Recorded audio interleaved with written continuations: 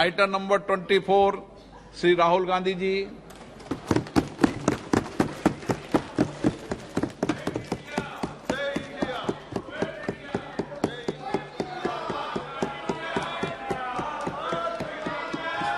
जोड़ो जोड़ो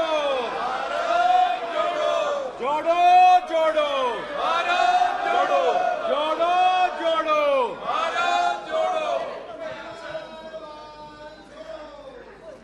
speaker sir, सबसे पहले मैं आपका धन्यवाद करना चाहता हूं कि आपने मुझे लोकसभा में रीइंस्टेट किया।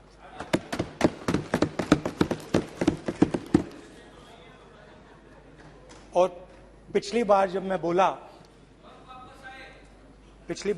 बोला तो शायद मैंने आपको थोड़ा कष्ट भी पहुंचाया, क्योंकि मैंने इतनी जोरों से अदानी जी पे फोकस किया कि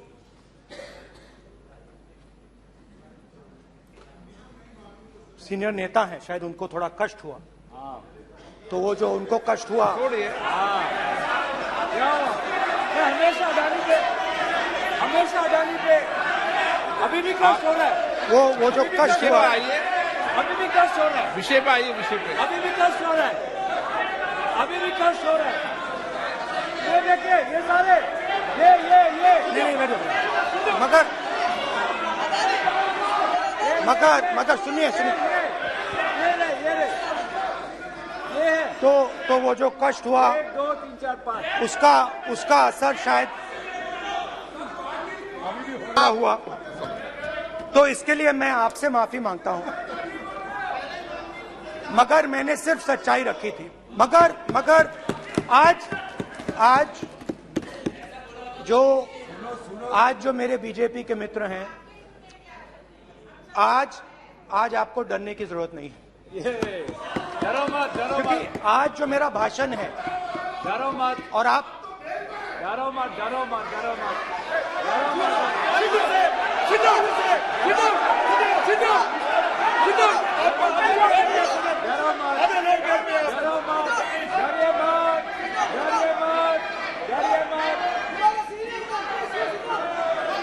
स्पीकर सर, अरे बैठो ब्रदर।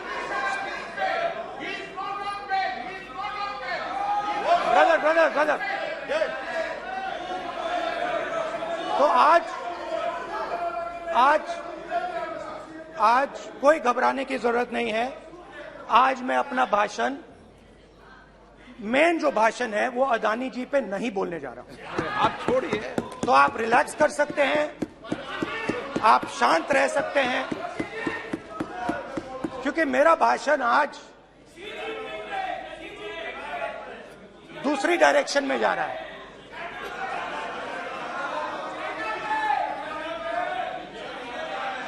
रूमी ने कहा था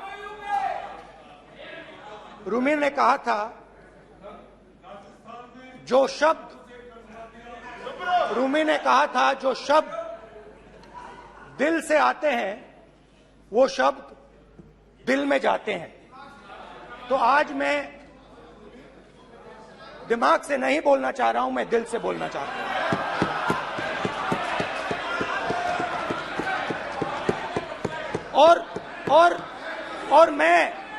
और मैं आज आप लोगों पर इतना आक्रमण नहीं करूंगा। मतलब एक दो गोले जरूर मारूंगा, मगर इतना नहीं मारूंगा। तो आप रिलैक्स कर सकते हैं। डरिए मत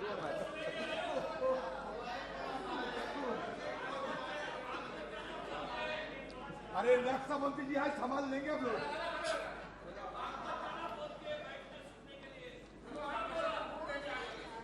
पिछले साल 130 दिन के लिए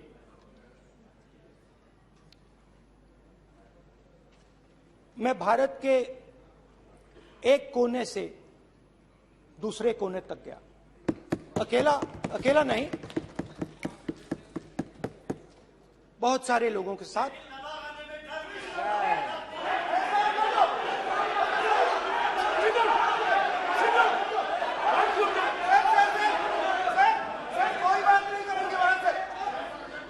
सर ये हमारा टाइम खत्म करने का साजिश है। प्रधानमंत्री बोलेंगे ऐसे ही होंगे सर।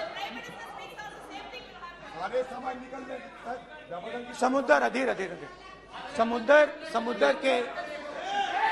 समुद्र के तट से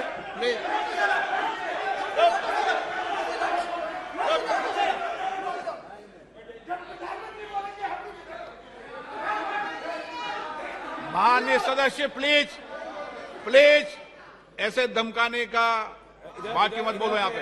यहाँ पे बोलिए, आप उधर भी हाँ बोलिए। प्लीज। मैं समुद्र के तट से कश्मीर की बर्फीली पहाड़ी तक चला। नहीं, लद्दाख को मैंने नहीं छोड़ा। यात्रा अभी खत्म नहीं हुई है, यात्रा जारी है और जरूर लद्दाख आएंगे, घबराइए मत। बहुत सारे लोगों ने मुझसे पूछा यात्रा के दौरान,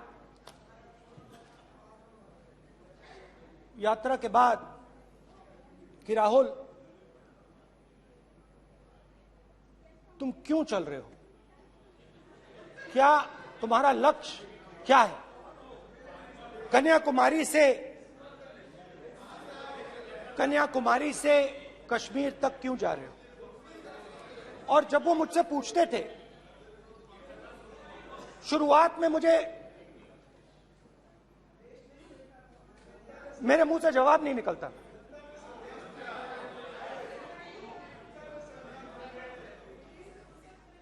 शायद मुझे ही नहीं मालूम था कि मैंने ये यात्रा क्यों शुरू की। जब मैं कन्याकुमारी से शुरू हुआ, मैं सोच रहा था मैं हिंदुस्तान को देखना चाहता हूं, समझना चाहता हूं, लोगों के बीच में जाना चाहता हूं, मगर गहराई से मुझे मालूम नहीं था।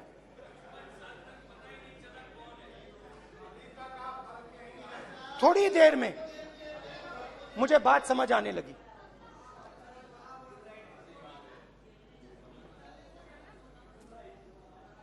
जिस चीज से मुझे प्यार था, जिस चीज के लिए मैं मरने को तैयार हूं, जिस चीज के लिए मैं मोदी जी की जेलों में जाने को तैयार हूं, जिस चीज के लिए मैंने 10 साल हर रोज गाली खाई, उस चीज को मैं समझना चाहता था। ये है क्या जिसने मेरे दिल को इतनी। भाई आप रनिंग कमेंट्री बंद करो, नहीं तो हम भी चालू करेंगे। सुनने का अपने धैर्य रखो।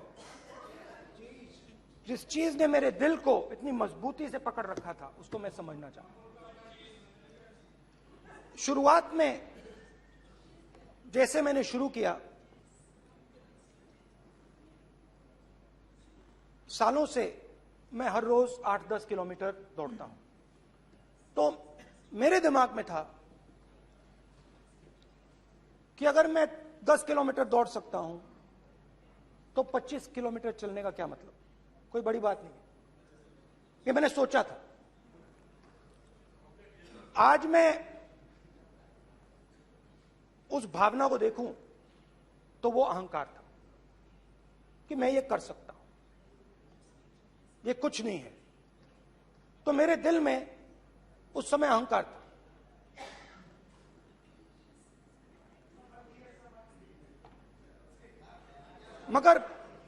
मगर भारत अहंकार को एकदम मिटा देता है।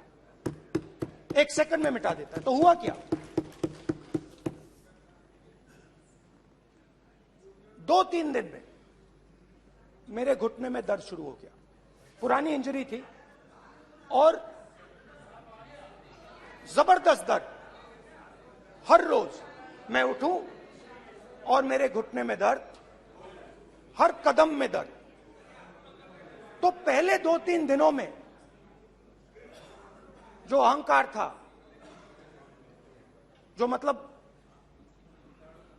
भेड़िया जो निकला था, वो चींटी बन गई एकदम।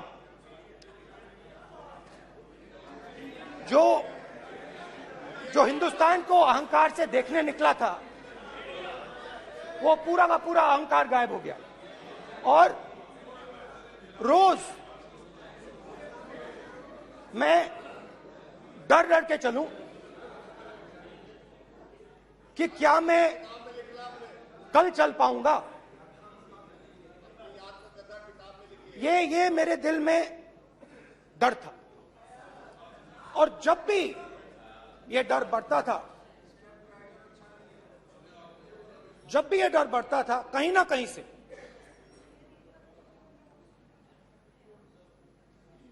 कोई ना कोई शक्ति मेरी मदद कर देती। एक दिन मैं सह नहीं पा रहा था, एक छोटी सी लड़की आती है, मुझे चिट्ठी दे देती। मैंने चिट्ठी खोली, 8 साल की थी, उसमें लिखा था, Rahul, I am walking with you, don't worry. उसने मेरे पैर में चोट देखी और उसने अपनी शक्ति मुझे दे दी। सिर्फ उसने नहीं, लाखों लोग ने। और शुरुआत में जब मैं चल रहा था, कोई किसान आता था, मैं एकदम पहले उसको अपनी बात बताता था कि आपको ये करना चाहिए, आपको इस प्रकार से काम करना चाहिए। मगर इतने लोग आए, हजारों लोग आए, कि थोड़ी देर में मैं बोल नहीं पाया। जो मेरे दिल में बोलने का डिजायर था, वो बंद हो गया। बोल ही नहीं पाया, क्योंकि इतने लोगों से बोलना था। और एक सन्नाटा सा छा गया, भीड़ की आवाज थी, भारत जोड़ो, भारत जोड़ो, भारत जोड़ो। और जो मेरे से बात करता था, उसकी आवाज में सुनता गया।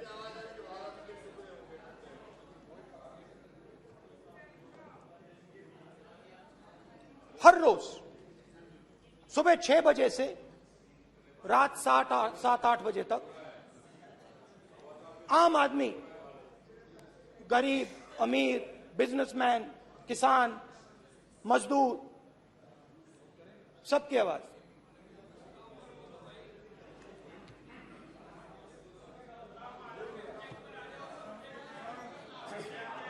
आ रहा हूं। आप कल से रुके, अब थोड़ा और रुक लो, 5-10 मिनट रुक जाओ। तो ये चलता गया, मैं बात सुनता गया। और फिर मेरे पास एक किसान आया, और किसान ने हाथ में रुई पकड़ी हुई थी, और उसने मुझे कहा, अध्यक्ष महोदय, उसने मुझे कहा, मेरे आंख में देखकर उसने मुझे अपना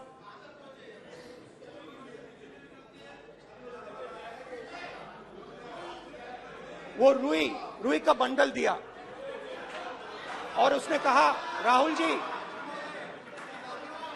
यही बचा है मेरे खेत का यही बचा है, और कुछ बचा नहीं है। मैंने उससे, जो मैं नॉर्मली सवाल पूछता था, भैया आपको बीमा का पैसा मिला, वो पूछा। बीमा का पैसा मिला, वो पूछा।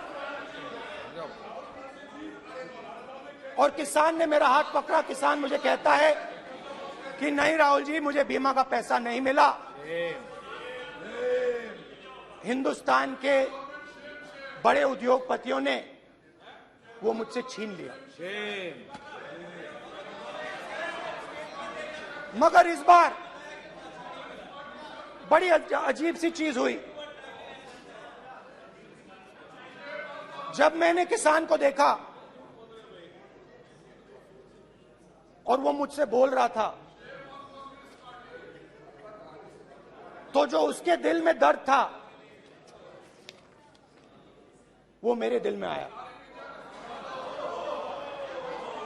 जो उसके आंखों में शर्म थी जब वो अपनी बीवी से बात करता था, वो शर्म मेरी आंखों में आई।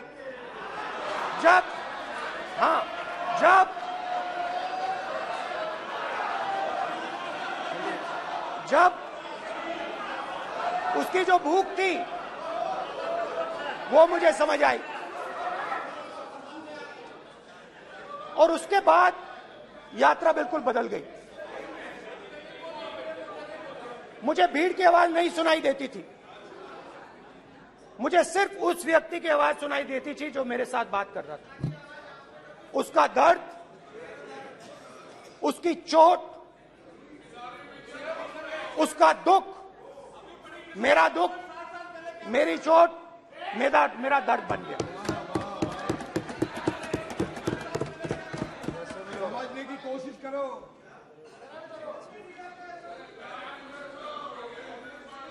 भाइयों और बहनों,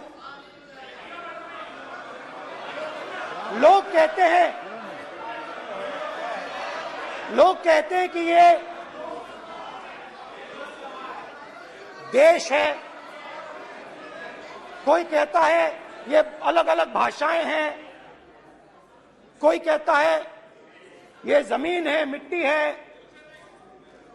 कोई कहता है ये धर्म है, ये सोना है, ये चांदी है। मगर भाइयों और बहनों, सच्चाई है कि ये देश एक आवाज है। ये देश सिर्फ एक आवाज है। ये देश, इस देश की लोगों की आवाज है। इस देश के लोगों का दर्द है, दुख है, कठिनाइयां हैं।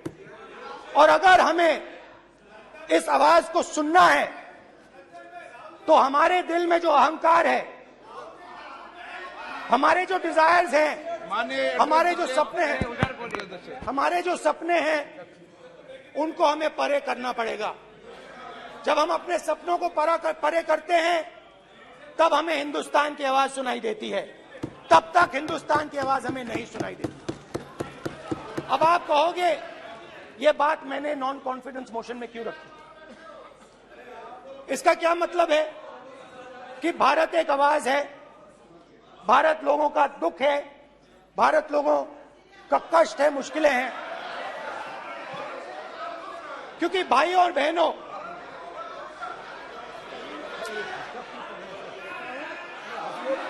अध्यक्ष महोदय, अब पूरा सूद समय जवाब तुमको मिलेगा, फिर पूरा सूद समय जवाब देंगे सर।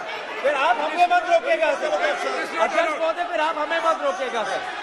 आप हमें मत रोकेगा, फिर आप हमें मत रोकेगा। आप हमें मत रोकेगा, फिर आप हमको मत रोकेगा सर। हम सब देख रहे हैं, सब सुन रहे हैं, आप हमको फिर मत रोकेगा सर। तो स्पीकर सर, भारत एक आवाज है। भारत इस देश के सब लोगों की आवाज है। और अगर हम उस आवाज को सुनना चाहते हैं, हमें अहंकार को, नफरत को मिटाना पड़ेगा।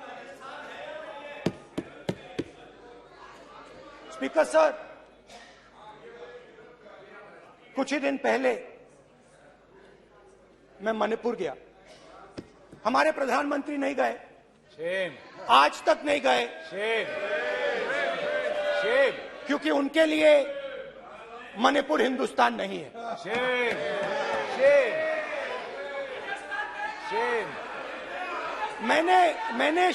मैंने मणिपुर शब्द प्रयोग किया, मगर आज की सच्चाई यह है कि मणिपुर नहीं बचा है। मणिपुर को आपने दो भाग में कर दिया है। मणिपुर को आपने बांट दिया है, तोड़ दिया है। मैं मणिपुर में रिलीफ कैंप्स में गया। रिलीफ कैंप में आज जा रहा हूं।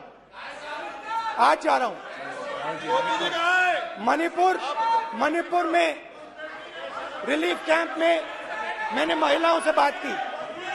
ठीक है सर, अब आप हमको मत रोकेंगे। It's not fair. आप हमको मत रोकेंगे सर। You tolerate insults. पूरा टाइम देंगे सर। Sit down. पूरा टाइम देंगे। Yeah. Why you all this hooligan? कल देखेंगे। बात नहीं करेंगे सर, प्रधानमंत्री की बात नहीं करेंगे सर ऐसे।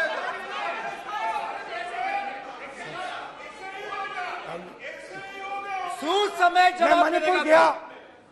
और मणिपुर के कैंप्स में मैंने महिलाओं से बात की, बच्चों से बात की, जो हमारे प्रधानमंत्री जी ने आज तक नहीं किया। एक महिला मुझे कहती है, मैंने उनसे पूछा, बहन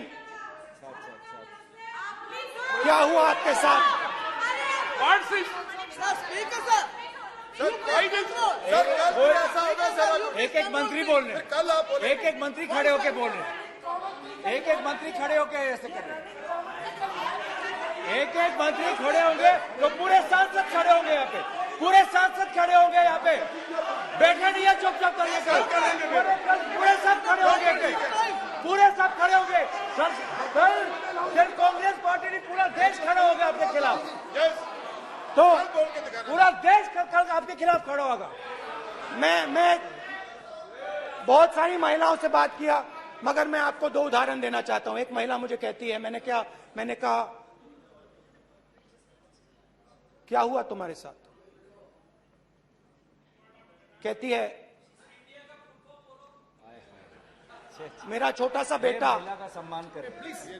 ये सम्मान एक ही बच्चा था मेरा, कोई शर्म कर लो गल एक ही बच्चा था मेरा, मेरे सामने, मेरे आंखों के सामने उसको गोली मारी है। मैं पूरी रात, आप सोचिए, आप अपने बेटों के बारे में सोचिए, मैं पूरी रात उसकी लाश के साथ लेटी रही।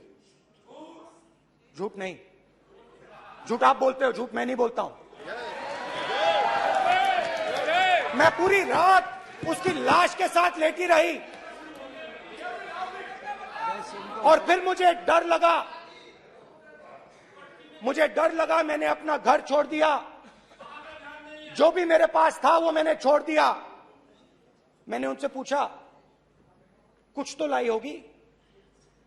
कहती है, नहीं, सिर्फ मेरे जो कपड़े हैं ये मेरे पास हैं।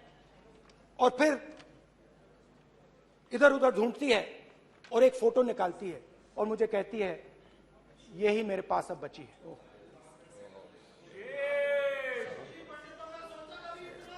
एक और उदाहरण, दूसरे कैंप में मैं, एक महिला मेरे सामने आती है, मैं उससे पूछता हूं, तुम्हारे साथ क्या हुआ? क्या हुआ तुम्हारे साथ? और जैसे ही मैंने ये सवाल पूछा,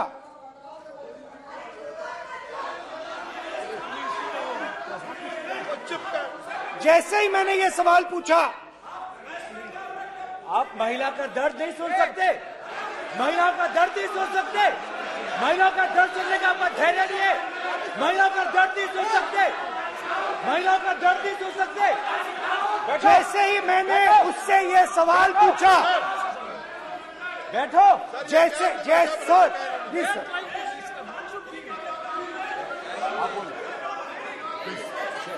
शर्म करिए, शर्म करिए। जैसे ही मैंने उससे सवाल पूछा तुम्हारे साथ क्या हुआ, शर्म नहीं है तेरे को? वैसे ही 1 सेकंड में वो कांपने लगी। उसने अपने दिमाग में वो दृश्य देखा और वो बेहोश हो गई। मेरे सामने कांपती हुई बेहोश हो गई। तो ये मैंने आपको सिर्फ 2 उदाहरण दिए हैं।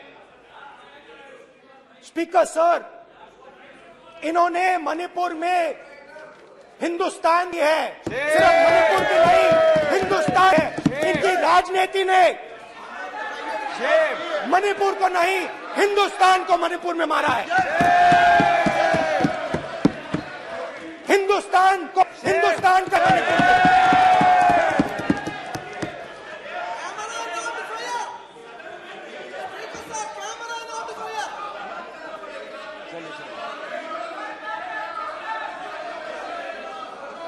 अरे 2 भाग किए हैं, शर्म करिए जी।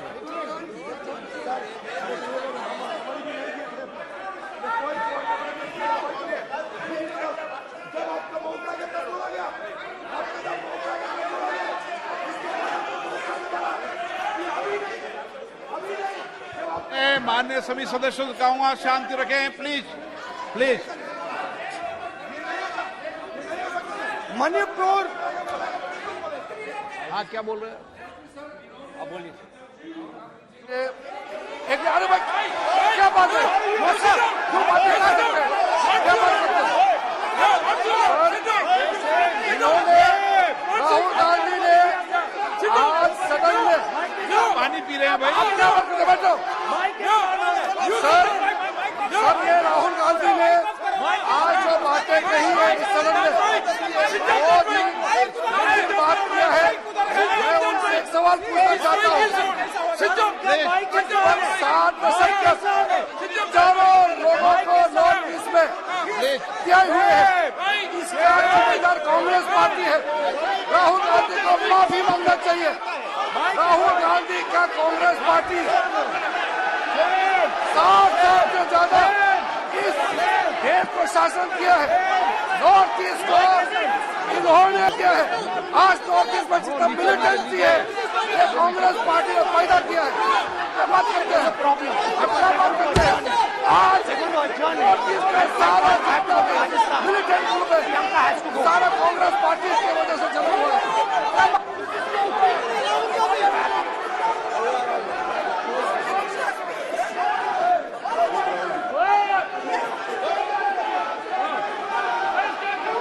Okay, back. Aja, back. Hemant, सबको पीछे ले आओ। Back.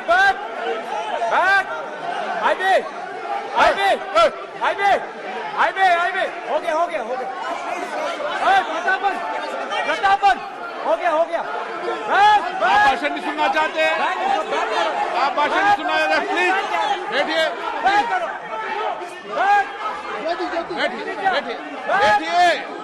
प्लीज बैठिए,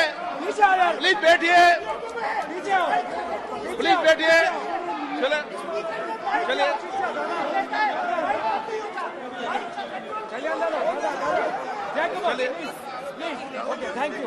थैंक यू।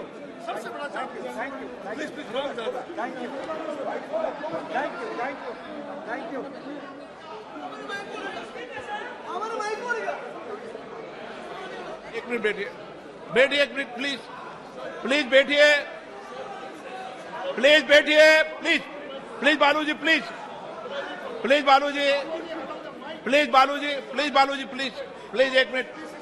एक मिनट प्लीज बैठिए। माननीय सदस्यगण, ऐसे नहीं सकते। जिस तरीके का व्यवहार आप टेबल पर आकर कर रहे हैं, इस तरीके से सदन नहीं चलेगा। ये तरीका ठीक नहीं है। जब मैंने किसी को कहा है तो कहा है, ऐसे सदन नहीं चलेगा। आप सदन नहीं चलाना चाहते, अलग बात है। अब अपनी बात कहिए, गलत तरीका ये। नो, ऐसे सदन चलने वाला नहीं है। जो माननीय सदस्य टेबल पर आए उनके खिलाफ कार्रवाई होगी। प्लीज बैठिए, बैठिए, बैठिए, आप भी बैठिए, आप भी बैठिए। माननीय मंत्री जी, माननीय मंत्री जी, प्लीज बैठिए। भारत सदन है, माता, प्लीज बैठिए, भारत माता, प्लीज बैठिए। Please brother. मैं बहुत शांति से सुन रहा हूं, इसका तरीका ये नहीं है उचित हो कि आप टेबल पर आए। नहीं, गलत, गलत तरीका ये। आप जैसे मैंने माननीय सर प्लीज, जैसे मैंने, प्लीज ब्रदर, ब्रदर प्लीज, भैया पानी लो, पानी लो। जैसे मैंने भाषण के शुरुआत में बोला, भारत एक आवाज है, भारत हमारी जनता की आवाज है, दिल की आवाज है। उस आवाज की ने मणिपुर में की, इसका मतलब भारत माता ने मणिपुर में की।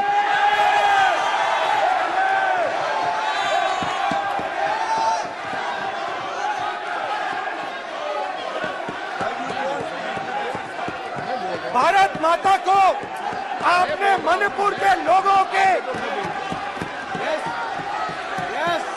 मारा, आपने मणिपुर के लोगों को मारकर भारत की है। आप देशभक्त नहीं हो, आप देश प्रेमी नहीं हो, आप मणिपुर में की। प्लीज, प्लीज, एक मिनट, प्लीज, प्लीज बैठिए, प्लीज, प्लीज बैठिए। अब सवाल आप उठता है, बैठना चाहते नहीं बैठना चाहते, आप बैठना चाहते नहीं बैठना चाहते, इसीलिए आपके मणिपुर में नहीं मैं जा कह रहा हूं, सकते बैठिए आप, हैं, क्योंकि उन्होंने प्लीज। देश की हत्या की है। मणिपुर में हिंदुस्तान, भारत माता, मणिपुर के लोगों के दिल में। प्लीज एक मिनट बैठिए आप, एक तो मिनट सवाल बैठिए, उठता है, एक मिनट बैठिए, एक मिनट। आप भी विराजे, आप भी विराजे, आप भी विराजो, आप भी विराजो। आप बैठिए सही, नहीं बैठिए रहने दो आप, चलो आप बैठिए, बैठिए आप, प्लीज बैठिए आप, प्लीज। आप बोल रहे हैं फिर, आप भारत माता के रखवाले नहीं एक हो, मिनट माननीय सर। आप भारत माता के हथियारे हो। प्लीज माननीय सदस्य, प्लीज, प्लीज माननीय सदस्य, please, please, please, please, please. देखिए माननीय सदस्यगण, प्लीज, प्लीज, माननीय सदस्यगण, भारत मां हमारी मां है, हमें सदन में बोलते समय संयम बरतना चाहिए। मेरा अपनी माँ की हत्या की बात कर रहा हूँ, मैं मणिपुर में अपनी माँ की हत्या की बात कर रहा हूँ, मैं आदर से बोल रहा हूँ। आपने मेरी माँ की हत्या की मणिपुर में।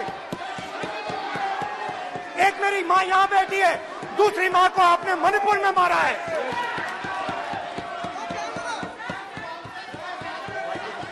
और हर रोज जब तक आप हिंसा को बंद नहीं करोगे, तब तक आप मेरी माँ की हत्या कर रहे हो। हिंदुस्तान की सेना मणिपुर में एक दिन में शांति ला सकती है, हिंदुस्तान की सेना का आप प्रयोग नहीं कर रहे हो, क्योंकि आप हिंदुस्तान को मणिपुर में मारना चाहते हो।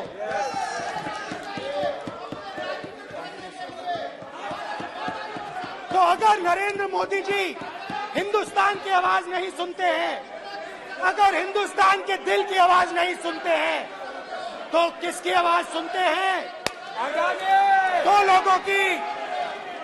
दो लोगों की आवाज सुनते हैं। प्लीज, इसकी आवाज सुनते हैं, प्लीज, माननीय सदस्य, इसकी आवाज सुनते हैं, माननीय सदस्य, और प्लीज। इसलिए सुनते हैं।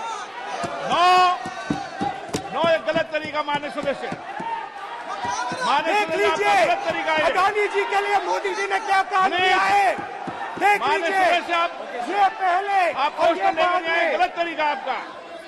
माननीय सदस्य, आपका गलत तरीका है, आप सीनियर सदस्य हैं, आप इस तरीके का व्यवहार सदन में मत करिए।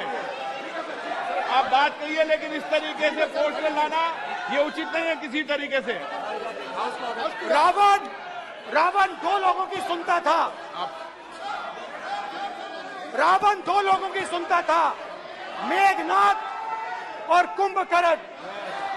वैसे ही नरेंद्र मोदी दो लोगों की सुनते हैं, अमित शाह और अडानी। भाई और बहनों, लंका को हनुमान ने नहीं जलाया था, लंका को रावण के अहंकार ने जलाया था। प्लीज माननीय सदस्य, आप संयमित बोले। आप ये सदन है, आप तरीके से बोलिए माननीय राम सदस्य। ने रावण को नहीं मारा था, रावण के अहंकार ने रावण को मारा था। आप पूरे देश में केरोसिन फेंक रहे हो, पूरे देश में आप केरोसिन फेंक रहे हो। आपने मणिपुर में केरोसिन फेंकी और फिर चिंगारी लगा दी। अब आप हरियाणा में कर रहे हो, पूरे देश को आप जलाने में लगे हो। आप पूरे देश में भारत माता की हत्या कर रहे हो। धन्यवाद स्पीकर।